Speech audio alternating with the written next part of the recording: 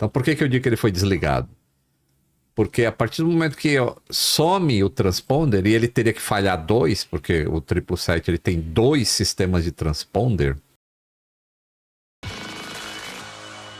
Qual é a sua teoria pro voo da Malaysia? Voo da Malaysia? Dá o contexto primeiro. Tá, né? Tá bom, vamos lá.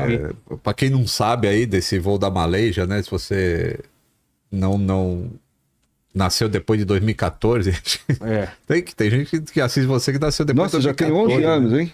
É. 11 anos já. 11 anos. Foi um avião 777 que desapareceu. Ao que tudo indica no mar. O ponto de desaparecimento dele é muito conhecido. Quer dizer, o ponto em que o transponder foi desligado é muito bem conhecido. Ele ia de Kuala Lumpur para a China, para Pequim ou algum lugar ali na China. Ele decola e ele tá fazendo essa rota. Quando chega em um ponto em que vai ser a transferência de controle do espaço aéreo para outro, ele não se comunica mais e o transponder é desligado. Acho que estava entrando no Vietnã. Isso, no espaço aéreo do Vietnã. Isso.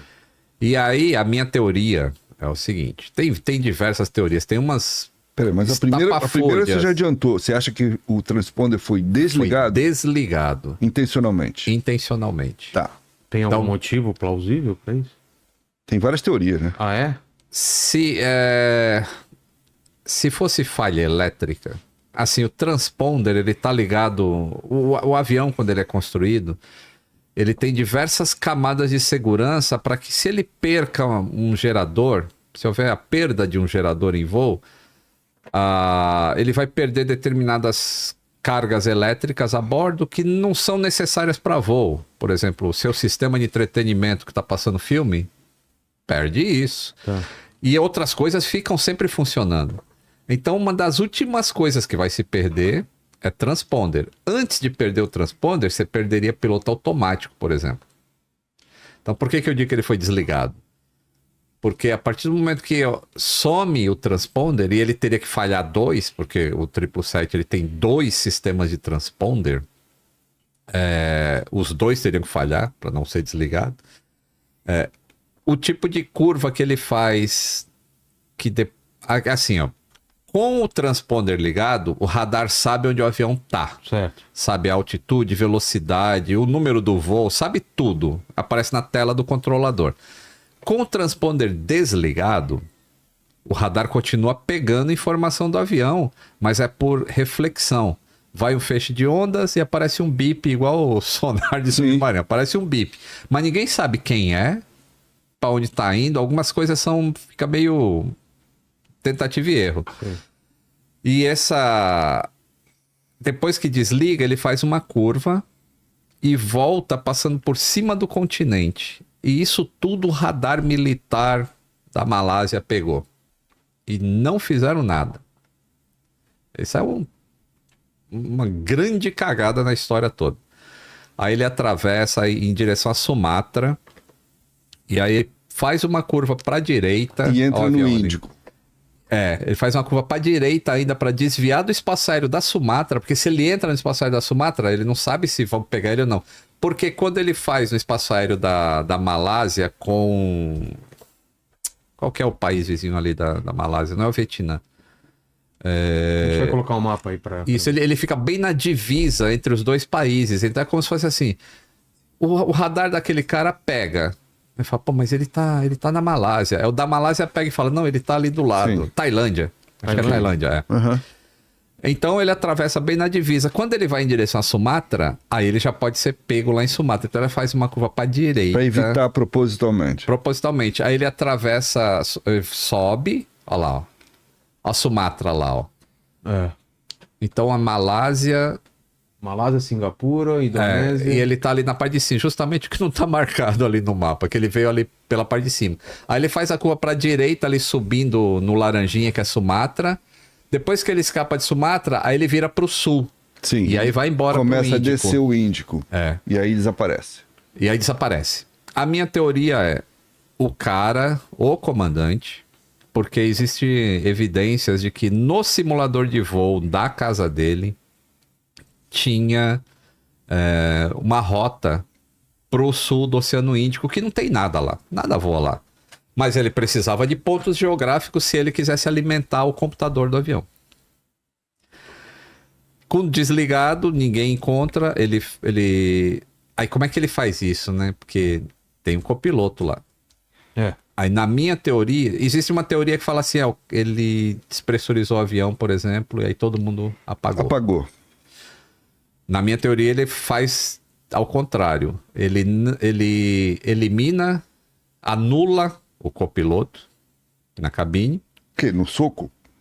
Não, existe uma maneira, eu não vou falar porque tá bom. Mas existe uma maneira de você elimina o cara. Tá.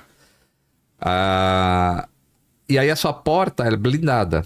Ok, ninguém entra. É um voo de 6 horas. É noturno. Todo mundo vai dormir. Pra chegar acordadinho lá na... Ou os outros vão ficar assistindo filme. E aí você pega o microfone e fala pras comissárias assim: eu e o copiloto estamos legal aqui, não queremos comer, não precisa incomodar. Tá tudo certo. E aí ele pode se suicidar tranquilamente. E aí ele tem tempo de fazer o que ele tem que fazer da maneira que ele quer. E para as comissárias tudo é um voo normal. Os passageiros também não ficam nervosos, porque se ele avisa alguma coisa, aí ele vai ter problema, vai ter gente querendo arrombar a porta, vai virar um caos. Claro. Então é um voo normal, tá seguindo, e ele tinha combustível para aquele tempo de voo. Aí com o copiloto eliminado, ele faz toda essa travessia. Por quê? Isso eu não sei explicar. Porque a cabeça de um, né? A gente não sabe. Porque ele pode ter resolvido se suicidar e levou junto com ele os 100 e poucos passageiros que estão lá. É mais que isso. Mais que isso. E aí ele vai... E aí, tipo, escolher o sul do Índico... É de uma... Ele tava voando pra terra de ninguém, né? Isso, Não tem nem terra ali. Ninguém sabe nada ali e jamais seria encontrado. Ali onde estão as fossas mais abissais que existem no... Então, só que recentemente saiu uma tese muito interessante de um cara que ele fala ele refina o cálculo matemático da localização do avião e mais... Ele provavelmente deve ter usado inteligência artificial também para auxiliar nos cálculos. É que nas teses em que eu me baseio, ele voa até acabar o combustível. E aí, não sei se ele já... Se ele vai tentar pousar o avião ou não, porque aí não faria sentido. Ele levou até lá, ele vai afundar o avião. Então o avião perde o controle e cai e acabou. Mar. Cai no mar, todo mundo morre na hora. Só que com esse paper novo que saiu, e eu li ele, ele é bem bem denso. O cara diz o seguinte: ele tentou pousar o avião. Tentou fazer o avião flutuar. Por que não sabemos também? Porque talvez ele quisesse assim: se eu conseguir aterrissar esse avião sem quebrá-lo, ele vai afundar. E não tem evidência nenhuma. Nada. Nunca ia ser encontrado. Mas do jeito que ele caiu... Ele espatifou o avião. Ele quebrou algumas partes. Aí as partes derivaram pelas correntes marítimas e chegaram... apareceram na África depois. Isso. Nossa. Apareceu lá em Madagascar. Junto com o pessoal do desenho. Apareceram os pedaços lá e acharam os tipos de craca que criou na superfície. Na fuselagem, eles conseguiram calcular até de onde que veio aquela craca lá, pela corrente marítima, e aí era no sul do Índico lá. Mas esse cara, com a tese dele, você consegue ter mais certeza do local da queda, porque foi controlada. Só no momento final, quando ele já não tinha mais energia nenhuma, os 2 motores desligados... ele não conseguiu controlar o pouso, e aí é quando uma asa direita bate, ele até chega a esse aspecto pelo dano que foi feito nas peças que foram encontradas. A asa direita bate na água e o avião espatifa, e aí gera detrito. Porque um dos pedaços que foi achado exatamente era um pedaço da asa. Era um pedaço da asa, é o flaperon. Então a minha tese o cara matou o copiloto e ele não despressurizou o avião, manteve o avião voando, porque essa rota longa que foi feita, se o avião perde o sistema elétrico, Você não faz esse tipo de curva que o avião estava fazendo. Então ele estava totalmente controlado o tempo todo. Altitude, velocidade. Então, não perdeu o sistema elétrico. Se não perder o sistema elétrico, não perde o radar. Não perde o transponder. E tem mais. Por que não se comunicou? Sim. Porque ele não tinha intenção. Não tinha intenção. Porque se você está com problema, você se comunica, né?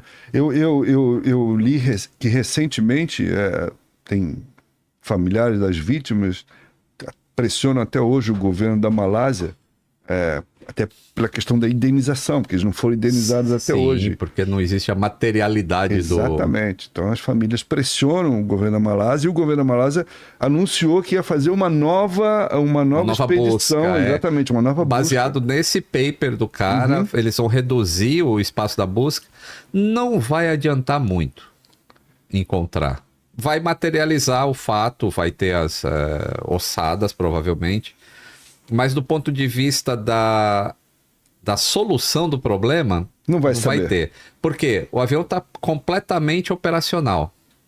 Então, todos os dados da caixa preta é de um avião perfeito. Não tem uma pane naquele avião. E o da caixa de voz, ela só grava as 2 últimas horas de voo. Então, a gente vai ter as 2 últimas horas. Se ele não falou nada nessas 2 últimas horas de voo, não tem nada para se ouvir.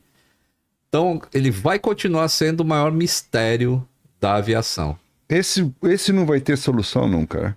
Eu acredito que não. A menos que ele fosse ter esse cérebro pink, o cérebro lá. Se ele fosse um cérebro assim, de falar, bom, agora eu tô indo pro mergulho, né? Vou pousar esse avião, então eu vou dizer o que eu fiz e por que eu fiz. Para se vangloriar do feito dele. Aí teria alguma coisa gravada. Senão, nada vai auxiliar a desvendar esse mistério. Você sabe que logo depois do acidente, que fizeram o rastreio de uma região lá do Índico, com barcos, né, à procura de evidências do avião, durante uma dessas operações com um robô, eles detectaram coisa no umas fundo, anomalias, né? Desceram um robô, não era o avião, era um navio. Eles estavam procurando um avião, acharam um navio.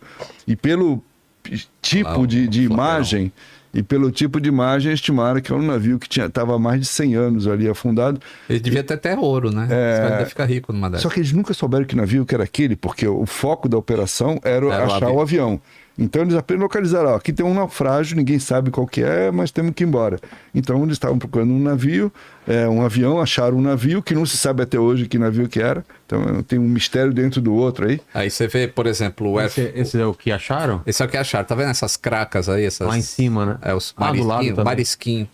É isso aí que eles calcularam o tipo que então eles sabem as camadas que essa craca desenvolveu. Aí consegue calcular exatamente mais ou menos o local onde isso aí se soltou da asa do avião. É um negócio absurdo a ciência, viu, cara? Então, Lito, o voo da Malásia, o Malaysia, vai ser um enigma como foi a Amélia Earhart.